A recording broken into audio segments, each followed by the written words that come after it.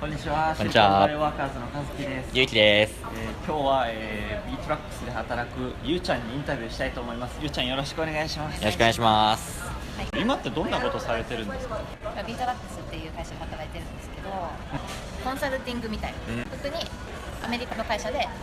特に日本に来た、そういう会社を手伝ってあげたりとか、なるほど。日本の会社でアメリカはじめグローバル展開したいっていう会社のアクセラレートするみたいな話です。なるほど。なんか結構ビートラックスってイメージ的にはデザイン思考みたいなものの、コンサルティングみたいなイメージがあるんです。デザイン思考も軸に入ってて、デザインスタートアップ、イノベーションっていうのが特にうちの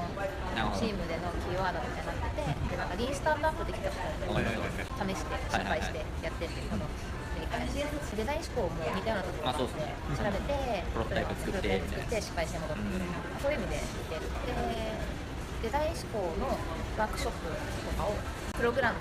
の一部としてうちの部門はやってる。なるほど。で私はそういうプログラムのファシリテーターっていう立ち位置で、名刺にはイノベーションファシリテーター。おお、かっこいい。肩書きがイノベーションファシリテーター。そこはかっこいいですよね。確かに。で前回の仕事は私それに10週間ずっとくっついて、彼らにこの10週間でスタートアップをやってもらう。しかもそれ面白い。このサービスのコンセプトから全部ゼロから考えさせてこの4人で何をやりたいですか。なるほど。全部バーって出してどれが2つの4人全員がパッションを持ってできるか。なるほど。ほぼ1ヶ月かけてそのアイディエーションをさせるわけ。すげえ。それ最終産物はなんかどっかで発表したりとか？そうですね。前回私が一緒にいた人たちでは、市内の結構有名というか老舗のピッチイベントに出して、5人ぐらい審査員っていうか投資家とかの人たちなんですけど、じゃあ本当ガチで。そこ一応投資金を求めるイベントなんですけど、今回は日本から来た企業でこういうことをやっててフィードバックをもらいたい。なるほどね。それでもいいかっていう感じで参加してて、でもしっかりしたプレゼンのやり方があれだとか、このコンセプトどういうことなのとかガンガン質問されて、でもそこで学びを得て、でそれを大企業に持ち帰らせるという経験。そういういろんな経験をなんかインスピレーションを与えてあげてっていうのが仕事ですね。なるほど。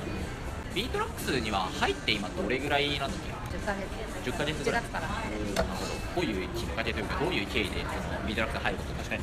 私もともと国際関係とか大学の時はドイツ語学科で人権についての NGO とかでも1年間インターンしてあとなんか国際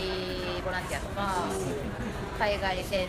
派遣とか、そういう人だったんです。結構アクティブに。めちゃくちゃアクティブで、外国はなんか休みになるたびにいろいろ貧しい国とか行くと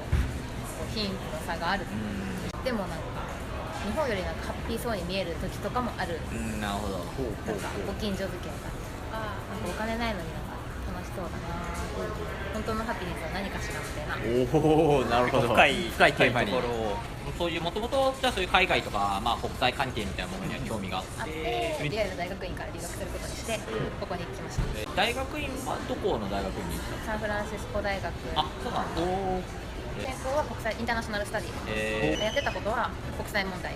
卒論はなんかハピネスと長時間労働と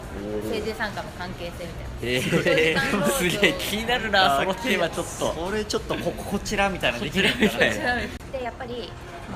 国際関係をやってたわけだし、あとなんか国連の職員とかにもなりたいと思ってたし、でもなんかこっちに来てから本当にその国際機関とか NGO とかだけで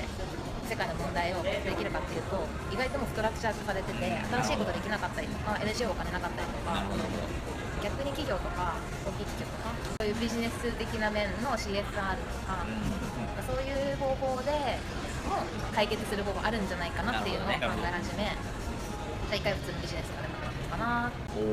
いろいろなんか考えて、さまよってる時にたまたま知り合いの友達がビートラックスで働かれてる仕事の話を聞いたらめっちゃ面白そうだった。なるほど。何に惹かれたかっていうとなんかデザインシンキング、聞いたこともなかったんですけど、なんか問題解決の方法っていうのだけを聞いて、あとアイデオ .org っていうところだったらなんかそういう国際問題とかそういうのやってるよってその方に教えてもらって、調べてみたらこれめっちゃ私やりたいじゃんって思って、でいろいろデザイン思考で調べてみて、なんかやっぱこれ学んだらもしかして国際問題とか社会問題の解決方法にこうアプライできないかなっ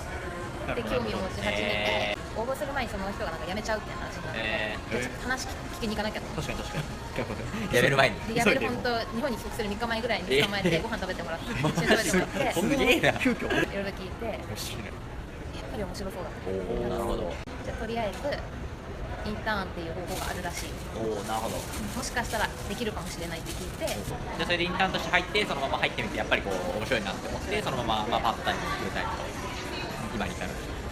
なるほどな。今後のキャリア感というか、なんか今後思い描いてるビジョンみたいなのっていうのは何かあったりするの？この辺だとデザインとソーシャルインパクトとかおーそういうイベントに結構とりあえず行きまくってなるほど話聞いてアイデアを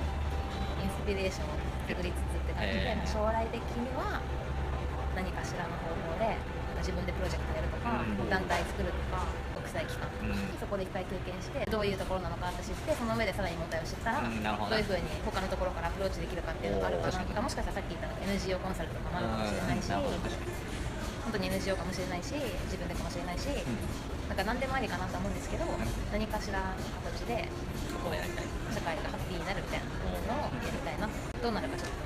まだわからない。とまだわかんないんですけど、いろんな可能性があるなと。なるほどなるほど。でもそれはすごいなんかねいいというか当初は見えてなかった選択肢が今まさに広がっていってる最中という、逆にすごいそれはなんか面白そうですね。これそうですね、サンフランシスコに来て広がった選択肢。なんだろう、女性としてこっちで働くというかキャリア感みたいなところの話もちょっと聞きたいなと思ってて、ちょっと仕事だとちょっと難しいかもしれないですけど、大学院生だとして考えると、日本で大学院生大学生ってやっぱり20代、30歳って目立ちますよね。でもここだと30歳になってから改めて大学院に行くって人がすごく多くて、そうなんだ。うちの親さんのうちの娘さんも今31になるけど改めて大学院生になって、クラスメートにも典型の子たちで26歳と28歳、も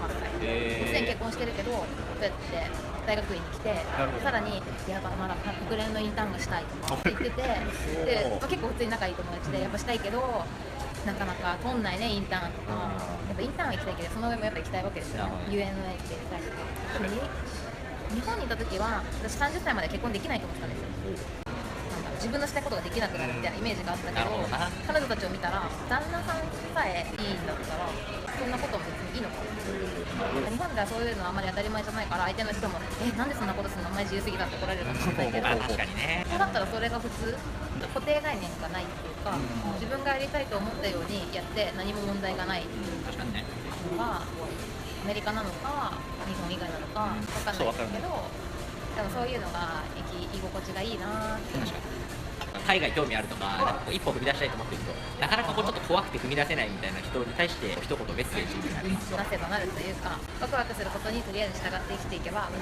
なんとかなると思います。なんかスティーブ・ジョブズで点と点がつながるんじゃないかみそたいな。れは本当にいい言葉ですよね。ありがとうございます。フレーズ、パラフレーズのような。パラフレーズ。本当そうなんですよ。なので苦しい思いをするのも必要だけど、とりあえず毎日楽しかったらそれが積み上がってくる人生ハッピーなワクワクした人生になるんじゃないかな。ビートラックスで働くゆうちゃんでした。ゆうちゃんありがとうございました。ありがとうございました。